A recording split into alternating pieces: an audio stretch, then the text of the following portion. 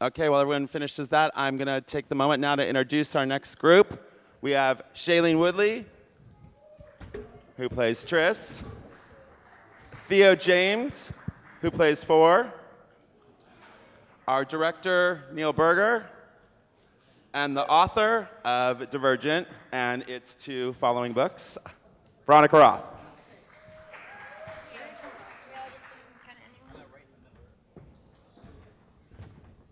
And since you started the last one, here you go again. Oh, thank you so much.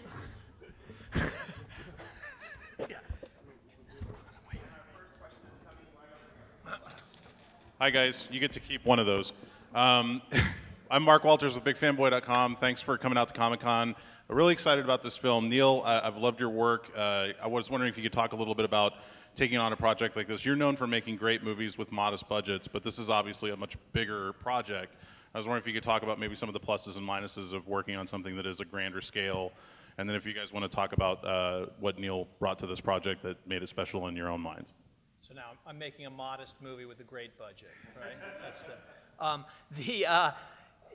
what I liked about it was Veronica's book, obviously, and obviously for director, what's wonderful is try to create a new world, a world that's set in the future and create all that visually. But really, what I liked was that what was at the heart of it was the human element of this young woman's journey, which I felt like, yes, it's based on a young adult story, but I felt like it was a universal story about, where do I belong? Who am I?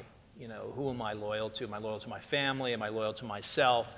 What am I really willing to go out on a limb for? And I liked all those ideas, and I thought that they were in her book and really tightly tied to the action about what happens. And then I felt like it expanded out to something much larger, which was, how do you keep a society together? At the beginning it seems like they figured it out. They've got this 5-faction system, which is kind of a cool idea, and they seem to be living in peace and harmony because of it, and then it all starts to fall apart. And I liked how the character of Triss, how she goes all through that. So, and I like the fear landscapes. I thought they're really, really cool. So, Shailene, Rama from On Screen. I just want to ask, I love your shows, love your movies, but can you talk a little bit about being the lead role or lead star of such a big scale project, and also how's it like working with Miles again? Working with Miles again? Yeah. That was awesome. Miles is great. Green screen acting is by far way more difficult than human interaction. So that was a big sort of learning lesson on this movie. It was really fun. I've never done a movie of this scale before with themes this big in a world that's completely different or somewhat different than the world we live in today. And so a lot of it was challenging for me, I found, because I had to sort of erase my preconceived notions of what I was used to acting in movies, which is generally reacting off of somebody else, and sort of create a new world and adapt my style of artistry to the style that this movie sort of lent to, which was really exciting. And Neil created Veronica originally created such an amazing world, and then Neil visually brought it to fruition in a way that I could have never imagined it. And so it was really, we're so lucky to sort of be pieces in the puzzle of this new dystopian future. Shailene, on your left. I imagine in the life of a young actor, all of these sort of big franchise properties may come your way. Your agents may send you out for all of them. Had you gone out for any of the other big young adult literary franchises, and what made Divergent the one you wanted? And have you talked to any of your colleagues who've also headlined these sort of big franchises? I did audition for Hunger Games back in the day, and Jen Lawrence actually helped me with Divergent because I still have yet to meet her, but I asked her sort of about her experience with Hunger Games and how her life has changed and sort of going from small independent movies to something as big as Hunger Games. And she gave me really beautiful advice, just sort of saying how much she appreciated it and how much it's changed her life for the positive, or in a positive ways, and she really kind of helped me on this journey initially. I went for Star Wars, the new ones, as Chewbacca's son. It's an integral role, so cross fingers. This question is partly for Veronica, and in your novel, you're talking about values like bravery, honesty, being intelligence, and stuff like that. And how does that come from your own faith and philosophy? And how do you bring that to life visually? Because it could be something that could be kind of stale in a movie. It's build big ideas like that. Yeah, I've always thought of Divergent as a kind of indictment of myself because the virtues are selected based on how I would form my personal utopia. You know, if I were arranging a utopia, it would be a world in which everyone holds themselves accountable and is responsible for their actions, and these are the virtues I would choose. And then the process of writing the book was one of seeing that I would just be like a terrible god of a universe. Just don't do it. Don't give me that responsibility. So, as you know, that's kind of where the world and all of those virtues come from, is just from a very personal place. And as for how to translate it visually, I didn't do that, so. Go on. My turn? Okay. If you were put into a fear landscape, like as you guys, what would be... Like right shown? now? Yeah. This is a fear landscape, actually. Oh. Yeah, this This is a simulation. you're right in now. our fear landscape. I'm wearing no pants as well. Yeah, but go on. Yeah, just like if you as personally, like what would be in your fear landscape? Lots of bugs, like lots of bugs. Theo, what are you afraid of? I think I that thought was you said the Theo. question. Theo. Hummus, probably, in some kind of way. Who? Hummus, you know, do you say? Was that an Hummus, you English say. thing? What? Basically, various dips that you put pita bread in. Pita bread. Hummus. Sorry, I said my grandfather's Greek. Hummus. Hummus. I'm getting really close to the mic. No, my grandfather's Greek, so he used to say hummus. So that's where I get that from. Anyway, congratulations. Yeah. Does that answer your question? Like the fruit.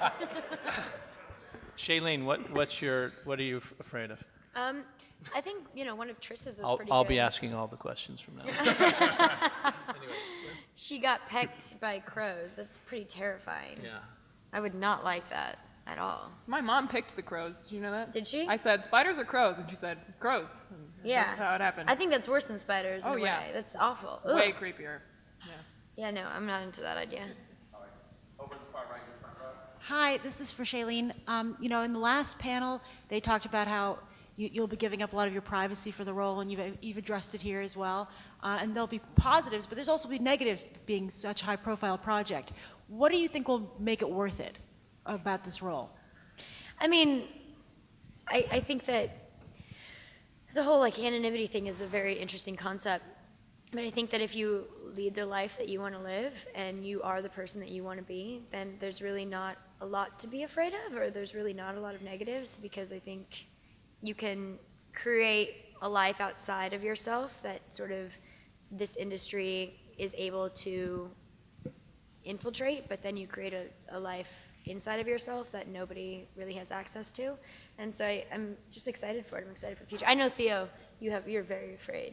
You're so fearful of what's to come. I'm extremely scared, yeah. Every Yeah. day I wake up very scared. No, I think, you have to, doing a big, it's definitely a question you have to really contemplate, and you have to be sure you're going to do it. But, if you're entering something that already has a fan base and has people invested in it, and it has books that obviously Veronica wrote, and they're great pieces of work, I think as long as you put your everything into it and try and make a movie that you are proud of, then the rest hopefully will come with it, and people will be as proud of it as we are proud of it, because we finished literally, 2 days ago, so we're kind of very fresh off it, and we feel very proud of it and very excited for people to see in Hall H this piece of footage which Neil and the guys have put together, because, I was saying to Shay before, when you're doing a movie, you know what you've done and you know what your colleagues have done, and you've seen bits and bobs, but really until you see something cut is when it's really gratifying, and you say, oh, okay, now I see it in the context of the world, and you can see that it's going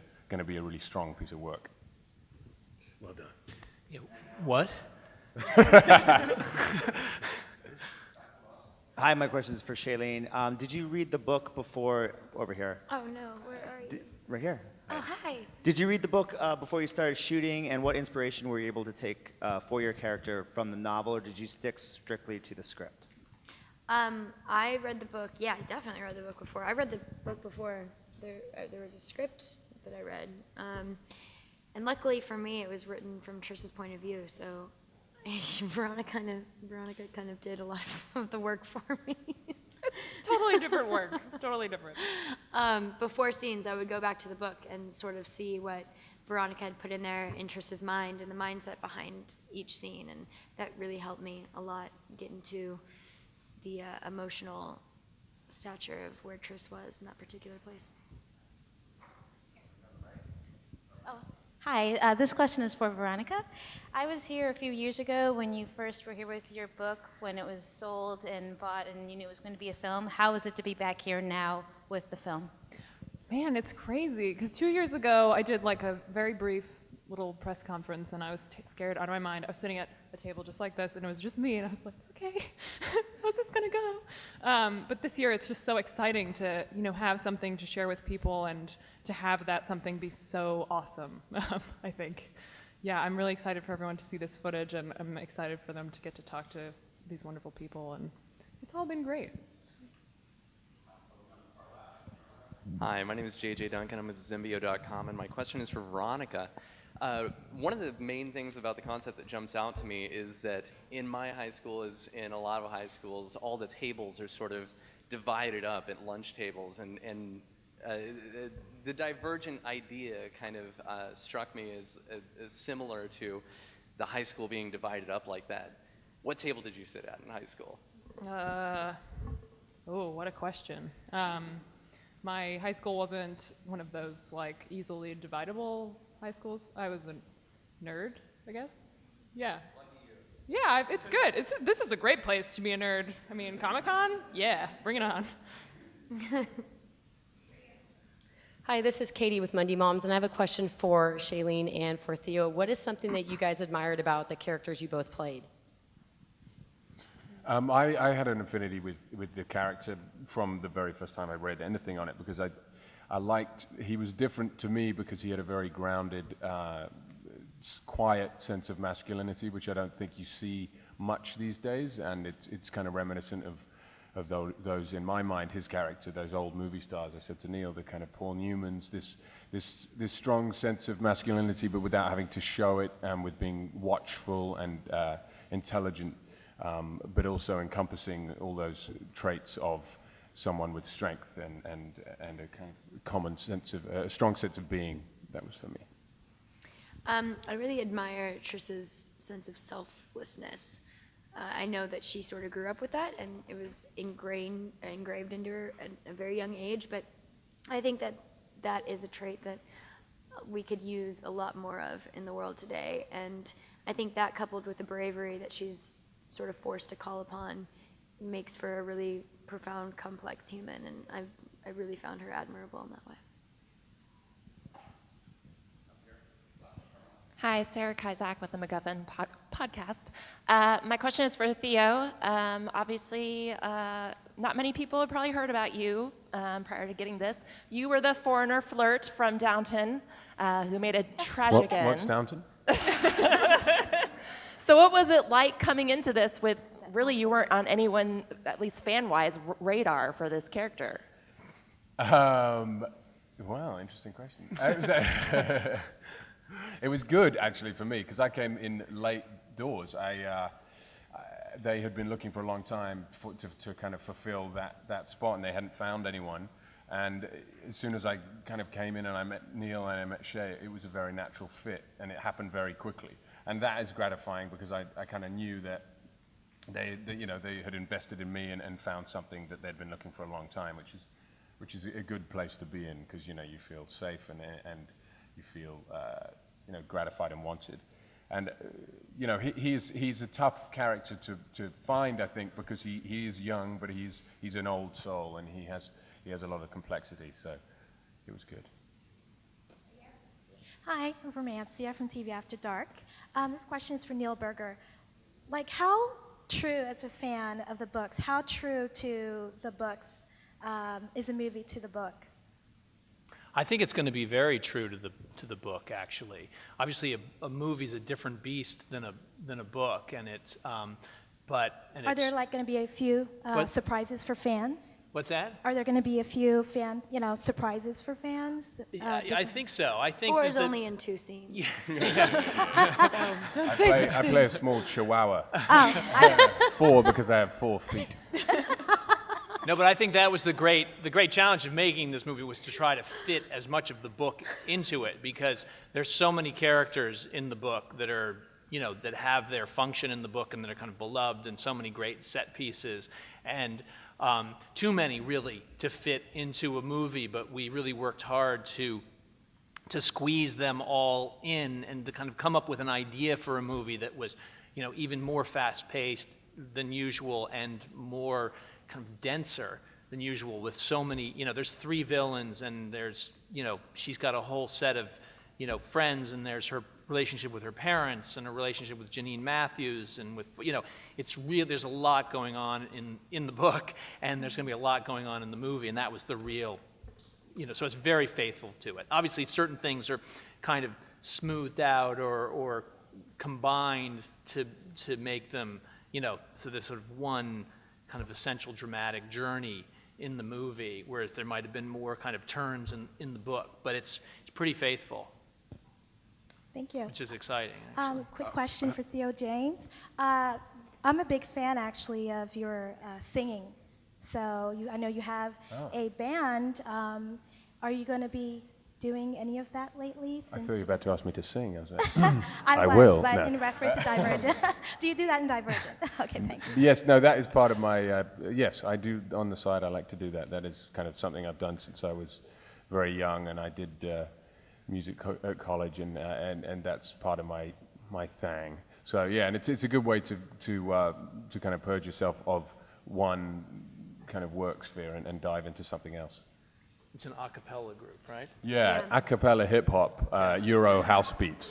I just dance naked in red hot pants, but it's kind of. Guys, only have time for 2 more questions. I think people already put their hands up. You're ruining this panel. Okay, so this is for Veronica. Sorry, what? I'm Kyle from Hypable, and I was just curious, when you were writing the book and you were like taking part of this whole process, is there any particular scene in the movie that was so familiar to the book in the way that you imagined it? Like, is there something special that you just loved that they did with the movie?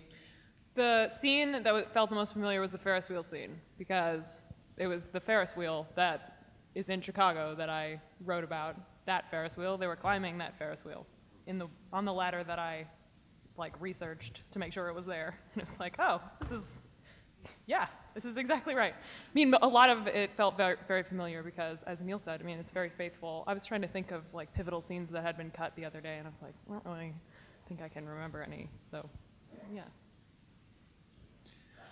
Joel Amos from Movie Fanatic. My question is for Shailene and Theo. Now that you've just finished filming, literally just the other day, and it may be hard to choose, but was there a best day on set, and what was it?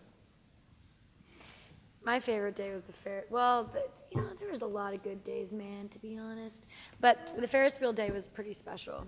It was a night shoot, and we climbed this Ferris wheel for probably 12 hours, 13 hours, 12 hours straight. Yeah. From in the middle of the night. In the middle of the night, and it was also it was the full moon, and it was the first super moon of the year, which I'm such a geek over. And it was about 38 degrees out as well. It was so beautiful, and we got to watch the moon go across. It was just a magical moment in life. And how often do you get to climb a Ferris wheel? You never do. So that was probably one of my favorite moments of life.